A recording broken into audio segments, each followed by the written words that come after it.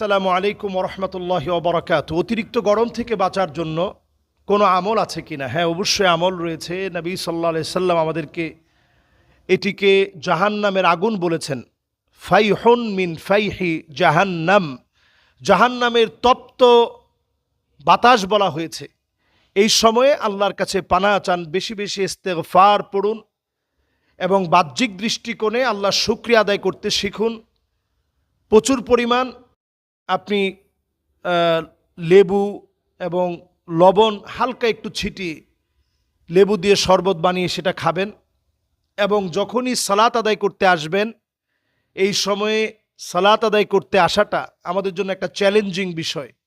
সালাত আদায় করতে এসে আল্লাহর কাছে সাহায্য চাইতে থাকেন। ইদা হাজাবাহু আমর ফাসাল্লা, যখনই নবী সাল্লাল্লাহু আলাইহি সাল্লামের উপরে কোনো বিপদ আসতো, এই বিপদ আসার পরে নবী সাল্লাল্লাহু আলাইহি সাল্লাম সালাত আদায় করে আল্লাহর কাছে সাহায্য চাইতেন।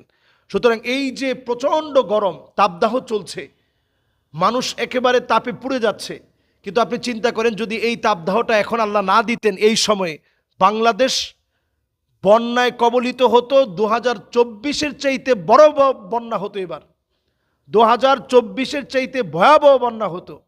এই পানিটা শুকানোর জন্য আল্লাহ রাব্বুল আলামিন এই যে একটা তাপ দিয়েছেন, এটা একদিকে আপনার আমার নিজের শরীরের জন্য কষ্ট হচ্ছে, অন্যদিকে এই সময়ের দাবি অনুযায়ী বাংলাদেশের উপরে আল্লাহ তাআলা একটা রহম করেছেন যে বন্যায় যেন মানুষ কবলিত না হয়। আল্লাহ তাআলা এইভাবে একটু গরম দিয়ে আল্লাহ তাআলা যেমন আমাদেরকে বাঁচিয়ে দিয়েছেন।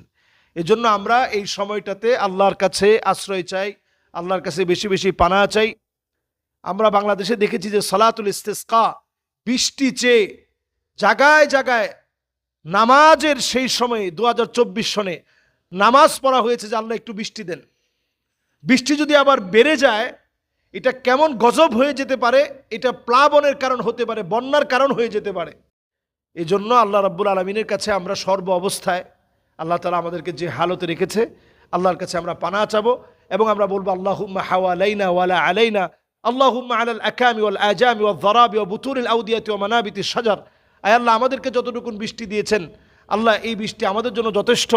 আল্লাহ, যেখানে বৃষ্টির প্রয়োজন সেখানে আল্লাহ আপনি বৃষ্টি দান করেন। আবার যদি প্রচণ্ড বৃষ্টির প্রয়োজন হয়, যে এত গরম মানুষের জীবনটা একেবারে অতিষ্ঠ হয়ে যায়, তখন আল্লাহর কাছে দোয়া করা, আল্লাহুম্মা গিসনা গাইসান মুগীসান মুরিআন নাফিআ, আল্লাহ উপকারী বৃষ্টি আল্লাহ আপনি আমাকে দান করেন, যেই বৃষ্টি কল্যাণ বয়ে আনবে, বন্যার কারণ হবে না, পরিবেশটা ঠান্ডা হবে। আল্লাহ এমন বৃষ্টি আমাদেরকে দান করেন। এই দুইটা দোয়াই নবীজি সাল্লাল্লাহু আলাইহি সাল্লাম আমাদেরকে শিখিয়েছেন।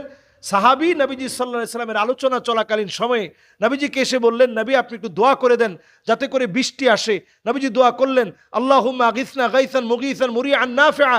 এমন পরিমাণ বৃষ্টি হলো, পরের জুমাতে সাহাবী এসে বলতেছে, নবীজি একটু দোয়া করেন, বৃষ্টির পানি একেবারে এই পায়ের টাকনু ছাড়িয়ে উপরের দিকে উঠে গেছে, নবীজি একটু দোয়া করেন। আল্লাহর হাবিব দোয়া করলেন, আল্লাহুম্মা হাওয়ালাইনা ওয়ালা আলাইনা, আল্লাহুম্মা আলাল আকামি ওয়াল আজামি ওয়াল যারাবি ওয়া বুতুনিল আউদিয়াতি ওয়া মানাবিতিশ শাজার। আয় আল্লাহ, আপনি বৃষ্টি দেন, আমাদেরকে যতটুকু দিচ্ছেন আল্লাহ আমাদের জন্য যথেষ্ট। আল্লাহ, যেখানে এখন বৃষ্টির প্রয়োজন আল্লাহ সেখানে আল্লাহ আপনি বৃষ্টি দান করে দেন। এই দোয়াগুলো আমরা মুখস্থ যদি থাকে খুব ভালো, যদি নাও থাকে আমরা বাংলায় অন্তত দোয়াগুলা করার চেষ্টা করব। আল্লাহ আমাদেরকে তৌফিক দান করুক। আসসালামু আলাইকুম ওয়া রাহমাতুল্লাহি ওয়া বারাকাতুহু।